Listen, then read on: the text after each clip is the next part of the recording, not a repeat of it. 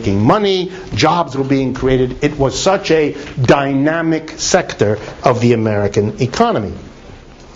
Okay, in all this business in the financial sector, money was being made hand over fist by the finances, the bankers, insurance companies, stockbrokers. They were really the action. They were the excitement. Culturally, they were the center of it. They were making fantastic money, and they were accumulating huge profits in the banks. That was as a result of the huge profits created here in the production sector. So the profitability of the financial sector was derivative, but it was growing even faster than the rest of the economy for all the reasons I just went through. So the ingenuity, if you like, of a capitalist mentality came to be focused on finance. It was where the profits were, the salaries were the highest, the glitz was the greatest. So you began to have an explosion of innovation in finance. That is, the banks were so flush with young people, fresh out of business school or college, eager to become billionaires overnight, and willing to work crazy hours, which they typically were required to do. I really mean that. 60, 70, 80 hours a week.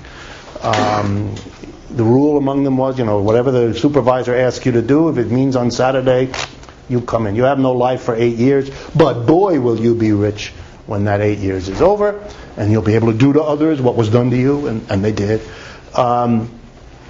But I want to stress with you the two big innovations that this whole syndrome was able to produce in the financial sector. Very, very important to this crisis. First, the banks used their profit to look for new sources of money.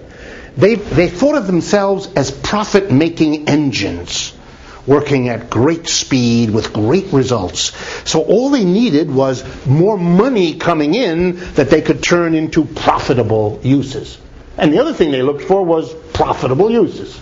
So we're a money-making machine. We just need to get more money to work with and find more outlets for investment, and there's no end to what will be. Where could you get more money coming in? The two things. Once they were going as a very profitable, expansionary, number one sector of growth in America, and they attracted to themselves all the attention and all the ingenuity and all the best capability of young people looking to be rich, then they had, in a sense, everything in place to have a profit explosion. And so what they concentrated on was, how can we get more money into our hands so that we can profitably use it? Look how profitable we're using the money that we've been getting, but we need more. We can handle more money. We want to handle more money because then we can make more money with the money. And there's no limit, and we're the best at it. So we have to find new sources of money. And the second thing we have to look is to find new outlets of profitable use of the money that we're going to be getting. That's what we're good at. We have to go do our good work. And we're having a little bit of problem. We're having a problem on the revenue side because we already got all the money that the big corporations are getting, these rising profits. We got that. And we're not going to get any more from the American people because they don't have any. They're tapped out. So there's no growth there. So we got to find new resources of money to flow into our hands. And we have to be able to find new profit outlets. Now, some of them I've already talked to you about, IPOs and all this kind of wheeling and dealing among corporations. They were already into that. But they were looking for new profitable ventures beyond that because they were confident that they'd find new resources. They were confident in their own ability, so they had to find new outlets. And what I want to tell you about is the new resources they found and the new outlets they found. First, the new resources. The new resources they found, the most important one is the rest of the world. This is a 30-year period in which American banks really become multinational. They were already before. They didn't start then. Citibank has a long history, for example, in Latin America or in Asia. But now you have the expansion of those American banks that had foreign offices, quadruple them. Many banks that had no foreign offices established one. and then 5, and then 9. The numbers are really amazing. The number of American banks with offices in Hong Kong goes through the roof. The number of American banks opening in China, in the People's Republic of China, not in Hong Kong, but in China proper, explodes. And everywhere else, too. Every third world country gets American banks, lots of them. They set up in Nigeria, or in Buenos Aires, or all over. What's this about? Basically, one of its major driving forces, not the only one, but one of the major driving forces, to get local people to deposit savings and money in an American branch bank. The advertising, if you follow those banks, was very clear. It is safer for you. It is better for you.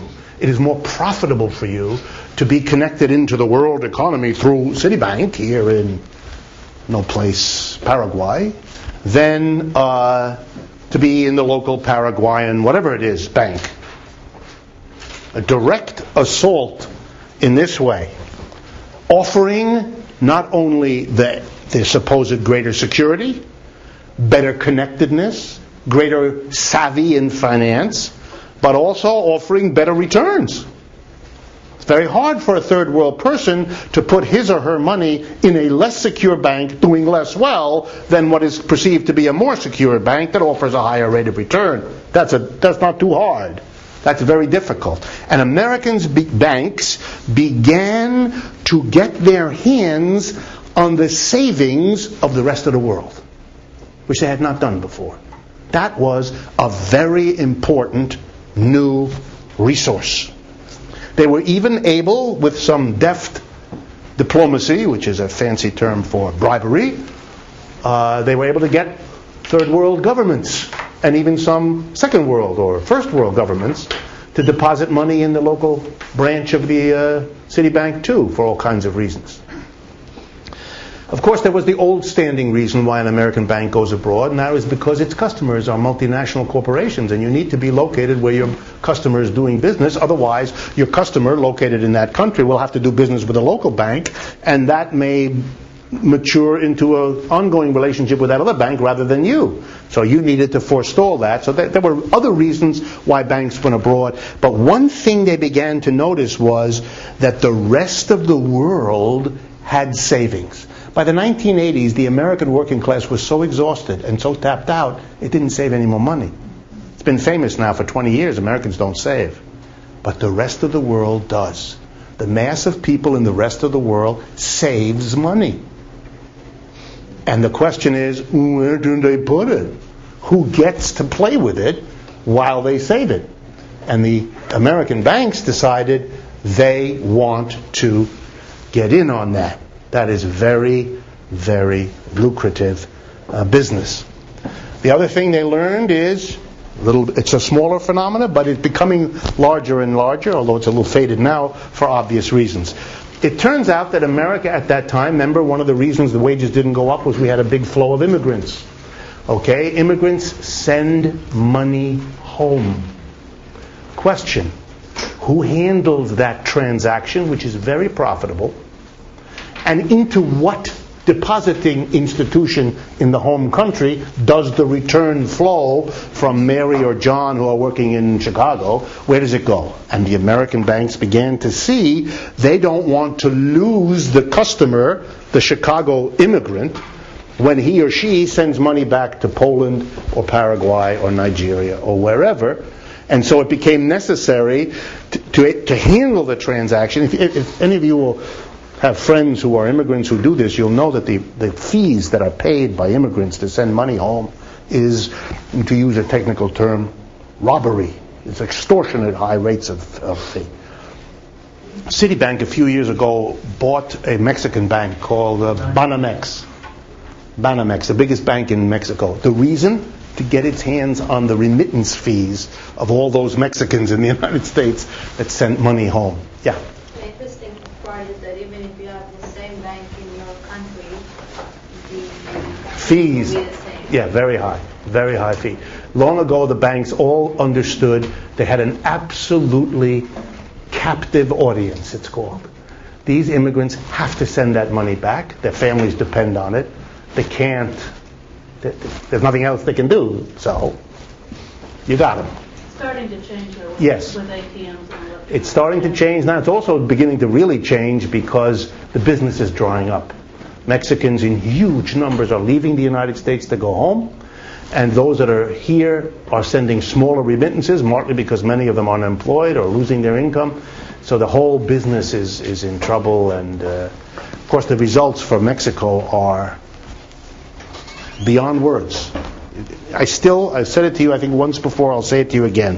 One of the societies most close to the edge of blowing up and becoming a headline for us in this country in the next few months is Mexico. The economic conditions of our southern neighbor are, you read now, you pay attention, you will notice little stories about, a war between a gang of drug dealers, generic term for everybody, who's shooting at the police. I can assure you, there are a lot of people who shoot at the police for all the usual reasons. People don't like the police. And that's true in Mexico either. Designating everybody as a drug dealer is basically doing the public relations work of the police department. So that neither the Mexican population nor the Americans are going to confront what it means when you have pitched battles in half the cities of your country, which is what normally exists now in Mexico. The idea that it's all about drugs is childish. That's not the case. It's a society that's falling apart.